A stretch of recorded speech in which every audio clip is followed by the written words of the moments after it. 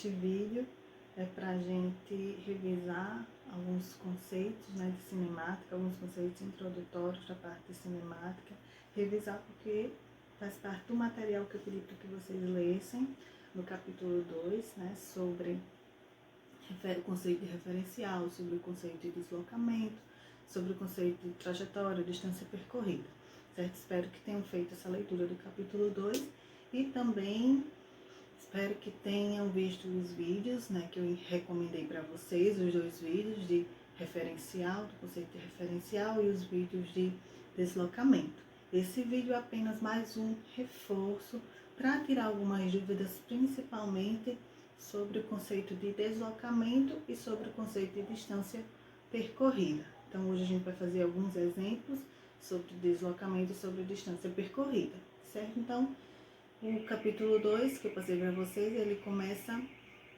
trazendo um pouco sobre o conceito de referencial, né, sobre o conceito de movimento e de repouso, e diz que o conceito de movimento e repouso, eles são relativos.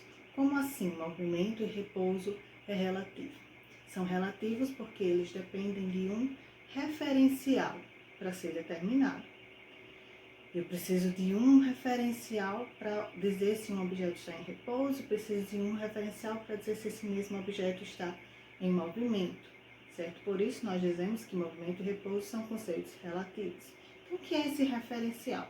Referencial é um ponto, um objeto, algo que, em relação a ele, eu determino se há movimento ou repouso em um objeto. Por exemplo, um passageiro em um ônibus sentado. O ônibus em movimento e o passageiro está sentado. Para um outro passageiro sentado ao lado dele, essa pessoa está em repouso ou em movimento. Para quem está do lado dele sentado, está em repouso.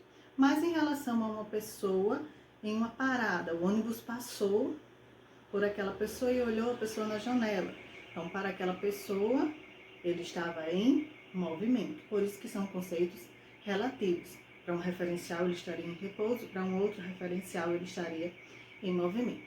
Sobre os conceitos de deslocamento e distância percorrida, nós vamos fazer alguns exemplos práticos agora, então vamos para a folhinha, né, para o papel e a caneta. Então, pessoal, agora nós vamos falar de alguns outros conceitos. Vamos iniciar com o conceito de trajetória. O que é uma trajetória?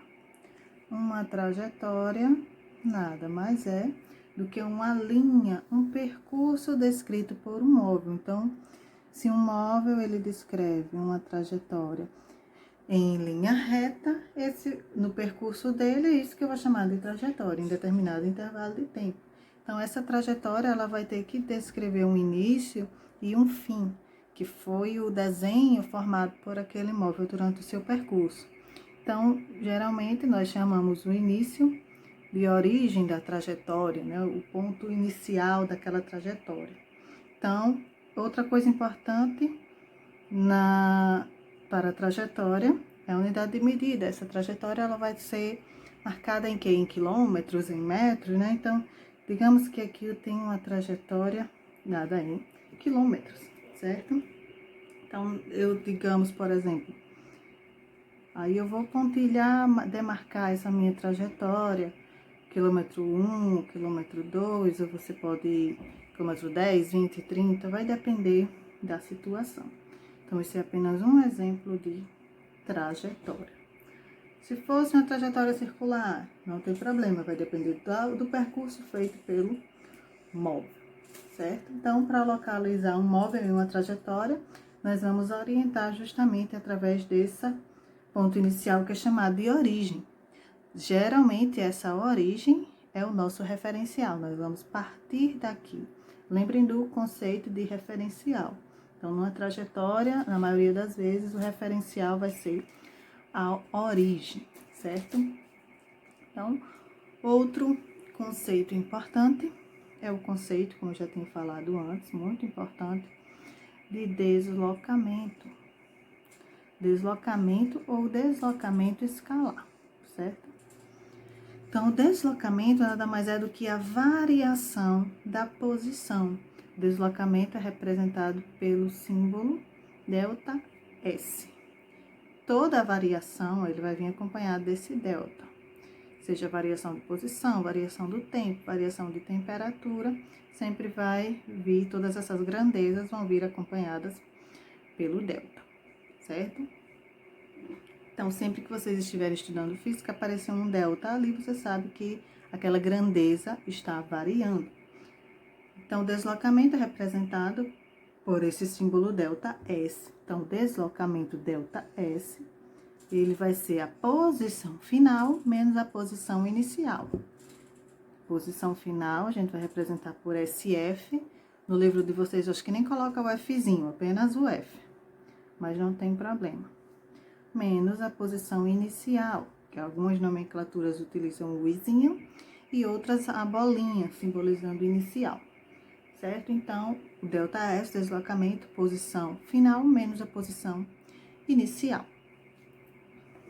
Então, podemos até aproveitar essa trajetória que eu fiz aqui. Então, qual vai ser um deslocamento de um móvel que parte da origem e vai até o quilômetro 3?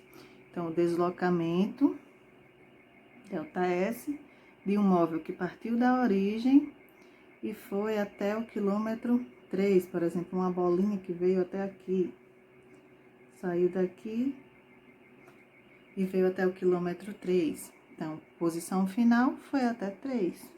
E a posição inicial era onde ele estava, que era na origem, menos 0.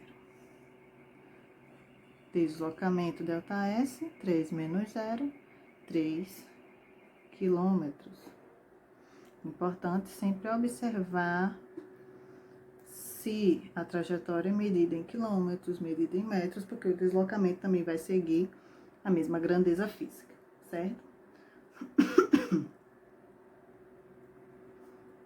Outro conceito importante é o conceito de intervalo de tempo. O conceito de intervalo de tempo, ele vai seguir a mesma lógica do deslocamento. Intervalo de tempo é a variação do tempo também, representado por ΔT. O intervalo de tempo é a diferença entre o tempo final e o tempo inicial, né? Sempre que a gente tem a diferença, a gente tem uma subtração. Então, se é ΔT, tempo final menos o tempo inicial. Ok? Então, digamos que o móvel se deslocou do quilômetro, da origem até o quilômetro 3, como foi aqui, e que ele levou, saiu daqui era 1 hora, chegou aqui às 3. Então, qual foi o intervalo de tempo para chegar no quilômetro 3? Então, o intervalo de tempo é o tempo final, ele chegou aqui às 3 horas, por exemplo. E partiu da origem a 1 hora. Então, 3 menos 1. O intervalo de tempo foi 3 menos 1, 2 horas. Foi o tempo que ele levou para percorrer esse deslocamento. Okay? A distância percorrida é a soma dos deslocamentos de um corpo. Por exemplo, eu tenho aqui uma trajetória, certo? Uma trajetória em linha reta.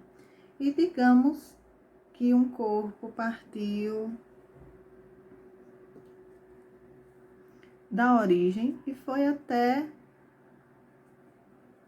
deixar em quilômetros, o quilômetro 20, por exemplo. Então, do quilômetro 20, ele decidiu retornar. Retornou até o quilômetro 5. Por exemplo. Então, essa pessoa saiu da origem e foi até o quilômetro 20. Primeira distância percorrida. Vou chamar de D1. Depois, ela foi do quilômetro 20 até o quilômetro 5. Vou chamar essa distância de D2. Então, qual foi a distância total percorrida por esse corpo?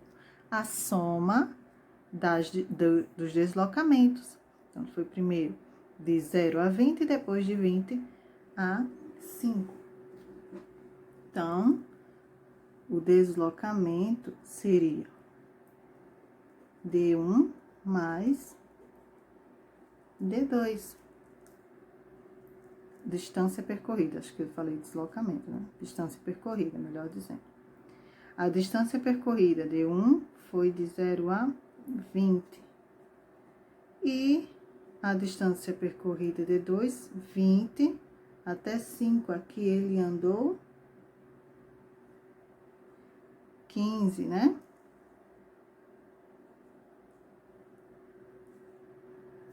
Então, a distância percorrida foi de 35 quilômetros. O deslocamento vai levar em consideração apenas a posição final e a posição inicial de toda a trajetória. Então, o deslocamento ΔS, qual foi a posição final nesse exemplo? Foi o 5. Ele parou no quilômetro 5. E a posição inicial, de onde partiu? Partiu da origem. 0. Então, deslocamento, 5 menos 0, 5 quilômetros. Então, percebam a diferença entre o conceito de distância percorrida e o conceito de deslocamento, certo? A distância percorrida soma, a pessoa pode ir, voltar, parar, continuar, mas eu vou levar em consideração a soma de todos esses percursos, de todos esses deslocamentos dentro daquela trajetória, certo? E o deslocamento, eu vou levar em consideração apenas a posição inicial e a posição final, certo? Espero que tenha amenizado algumas dúvidas sobre esses dois conceitos e até a próxima.